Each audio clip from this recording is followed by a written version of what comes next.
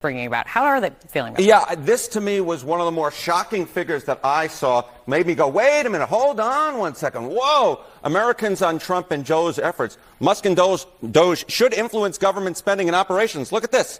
54%. The majority say that he and they should. How about approve of Trump trying to cut staff at government agencies? Again, you get a majority here. 51%. So yeah, Elon Musk might not be that popular, but these cuts and the idea of spending cuts, at least within the federal government and cutting at government agencies, that actually has majority support. I was truly surprised by this, Kate, but the numbers are the numbers. Well, there is a view that cuts across Democrat and Republican of people thinking that Washington is too big, bloated federal government, waste, fraud, and abuse. I mean, those are drain the swamp is what people run on over and over again.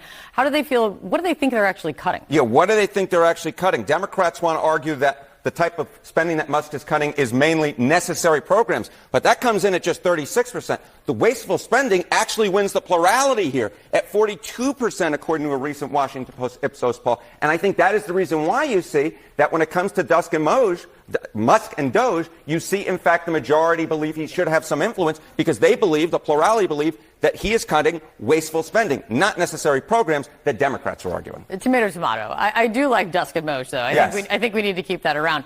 But the definition of wasteful is, I think, what is really starting to come into play. Correct. What people, necessary to one is wasteful to another. We are seeing that and finding that.